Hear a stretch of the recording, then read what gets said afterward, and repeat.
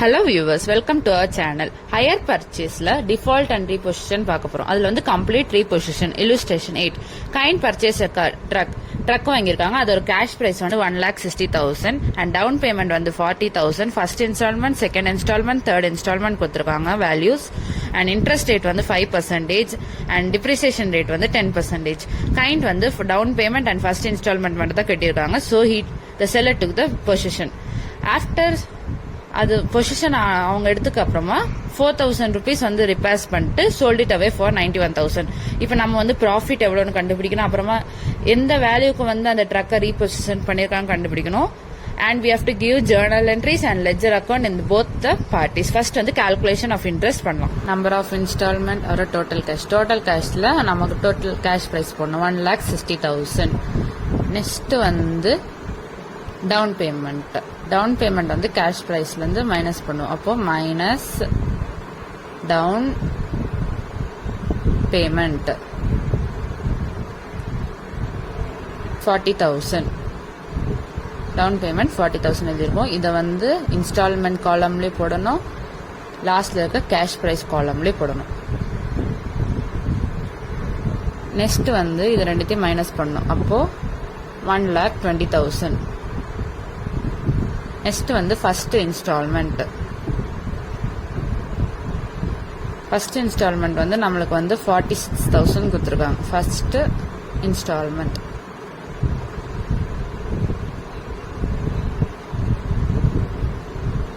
$46,000. இப்போ வந்து 1,20,000ல இருந்து இன்ட்டு 5%. 1,20,000 இன்ட்டு 5%. இன்ட்ரெஸ்ட் ரேட் வந்து நம்மளுக்கு 5% கொடுத்துருக்காங்க. அதை நான் வச்சுக்கோங்க. 120 இன்ட்டு 5% ஈக்குவல் டு 6,000. இப்போ 46,000 மைனஸ் 6,000 பண்ணா கேஷ் பிரைஸ். இன்ஸ்டால்மெண்ட்டையும் இன்ட்ரெஸ்டையும் மைனஸ் பண்ணா கேஷ் பிரைஸ். இப்போ 46,000 மைனஸ் 6,000 ஈக்குவல் டு 40,000. இந்த 40,000 120யோட மைனஸ் பண்ணணும். அப்போ நம்மளுக்கு வர ஆன்சர் 80,000. இப்போ செகண்ட் இன்ஸ்டால்மெண்ட் போலாம். செகண்ட் இன்ஸ்டால்மெண்ட் வந்து 44,000. இப்போ நம்ம திரும்பி இன்ட்ரெஸ்ட் கண்டுபிடிக்கணும். 80,000 இன்ட்டு 5% ஈக்குவல் டு 4,000. இப்போ 44,000 மைனஸ் 4,000 பண்ணணும். அப்போ 40,000. இப்போ 80,000ல இருந்து 40,000 மைனஸ் பண்ணா 40,000 minus third instalment.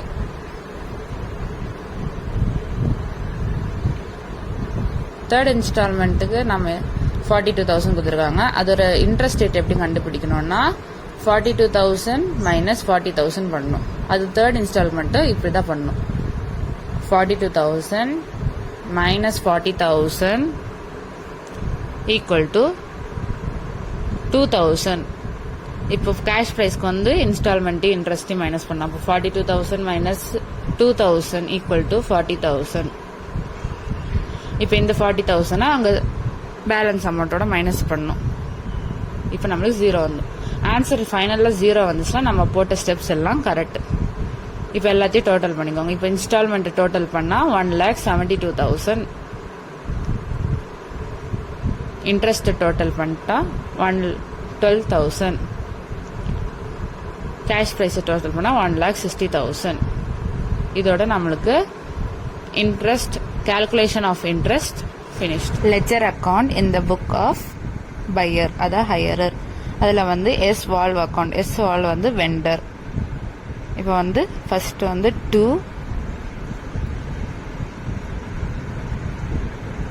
Bank account.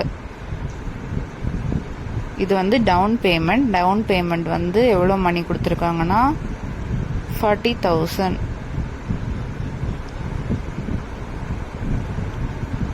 40,000. Next வந்து the down payment 40,000 நம்ம ஏற்கனவே கால்குலேஷன் டேபிளில் யூஸ் பண்ணிருக்கோம். அந்த 40,000 by ட்ரக் அக்கௌண்ட் எவ்வளோத்துக்கு நம்ம அந்த ட்ரக்கை வாங்கியிருக்கோன்னு அந்த அமௌண்ட் இங்கே போடணும். 1,60,000.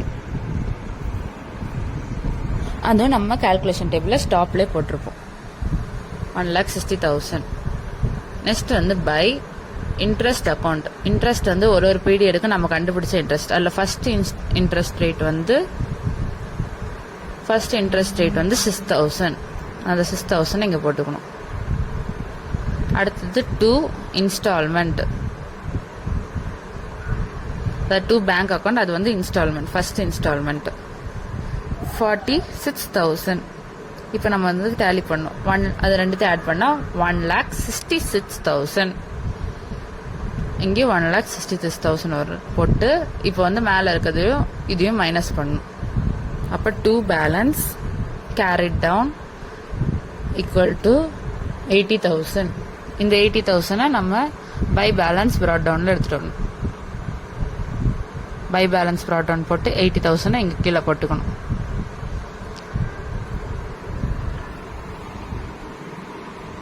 நெக்ஸ்ட் வந்து ஃபர்ஸ்ட் இன்ஸ்டால்மெண்ட் போட்டோம். அடுத்து செகண்ட் இன்ட்ரெஸ்ட் போடணும். Second interest account, second interest என்ன கண்டுபிடிச்சிருக்கோம்? 4,000. அந்த 4,000 இங்கே கீழே போடணும். இப்போ இன்ட்ரெஸ்ட் போட்டாச்சு. இப்போ வந்து அவங்க நம்ம எவ்வளோத்துக்கு எடுத்திருக்கோன்னு நம்ம கண்டுபிடிக்கணும். அதுக்கு வந்து நம்ம பேலன்ஸ் பண்ணணும். அதுக்கு நம்ம எந்த அக்கௌண்ட்டில் போடுவோம்னா 2 ட்ரக் அக்கௌண்ட் போடுவோம். அவங்க என்ன ரீபொசிஷன் பண்ணியிருக்காங்க நம்ம கிட்ட இருந்து கூட்ஸ், அதான் பேலன்சிங் ஃபிகர். இப்போ இது ஆட் பண்ணால் 84,000. இங்கே 84,000 போடணும். பேலன்ஸ் எதுவும் இல்லாதனால 84,000 பேலன்சிங் ஃபிகராக போயிடும். தான் ட்ரக்கோட வேல்யூ. ட்ரக்கோட வேல்யூ அக்கௌண்ட் 84,000. நெக்ஸ்ட் வந்து நெக்ஸ்ட் ட்ரக் அக்கௌண்ட். ட்ரக் அக்கௌண்ட்டில் டிப்ரிசியேஷன்லாம் நம்ம வந்து இன்க்ளூட் பண்ணுவோம். ட்ரக் அக்கௌண்ட்டில் ஃபர்ஸ்ட் வந்து 2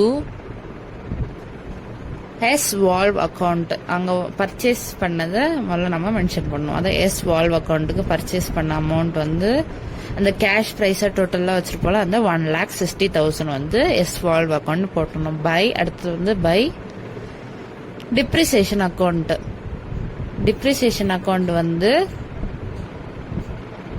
1,60,000 இன்டூ 10%. ஏன்னா 10% ரிட்டர்ன் டவுன் வேல்யூ மெத்தடில் டிப்ரிசியேட் பண்ணோன்னு கொஷினில் மென்ஷன் பண்ணியிருக்காங்க. அதனால 1,60,000 இன்டூ 10% ஈக்குவல் டு 16,000. பை அடுத்தது வந்து பை பேலன்ஸ் கேரி டவுன் கண்டுபிடிப்போம். ரெண்டுத்தையும் டேலி பண்ணிட்டு இப்போ வந்து இந்த சைடு இருக்க 1,60,000 கீழே வந்துடும். 1,60,000 அதே 1,60,000 இந்த சைடு போட்டுருவோம். 1,60,000.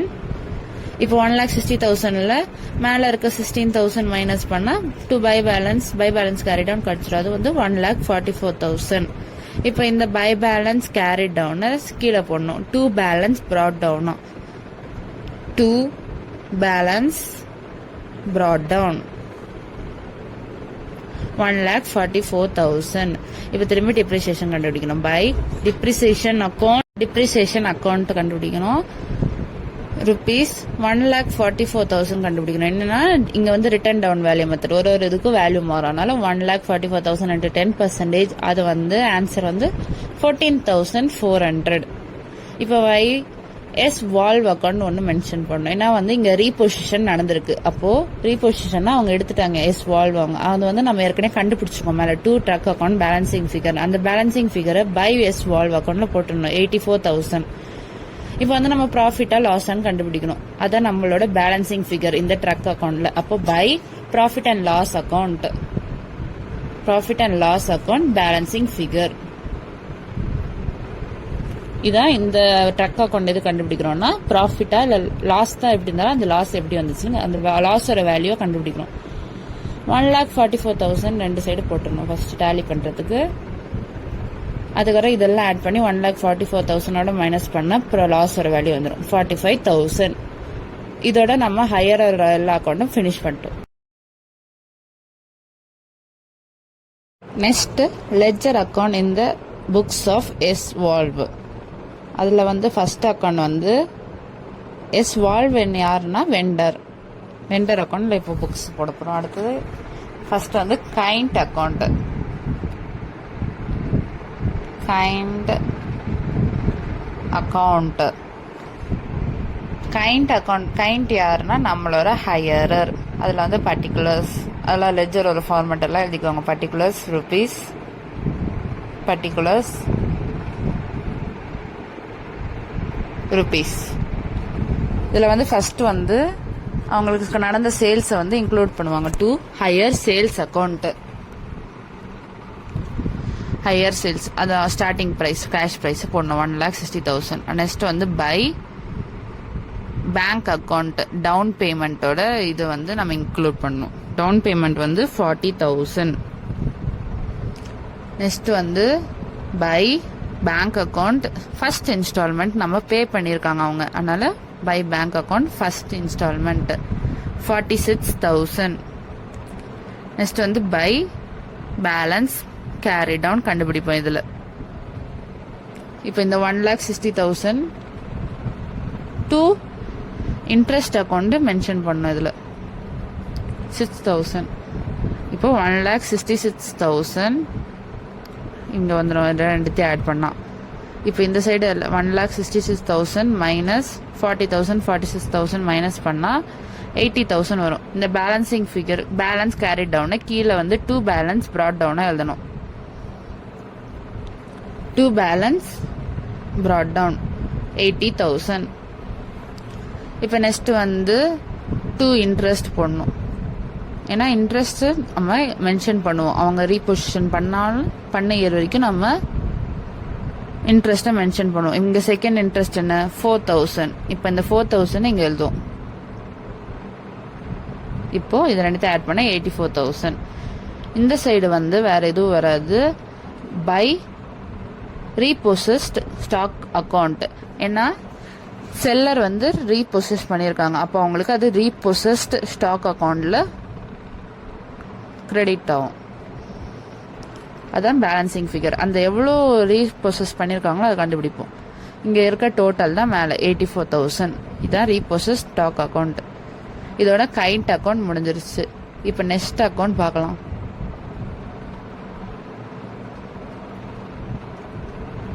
நெக்ஸ்ட் அக்கௌண்ட் வந்து ரீபொசஸ்ட் stock account.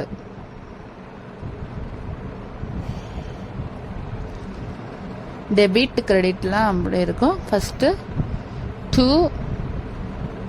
Cash account, to kind account. First cash account to kind account 84,000. அங்கே நம்ம கண்டுபிடிச்ச பேலன்சிங் ஃபிகர் தான் 84,000.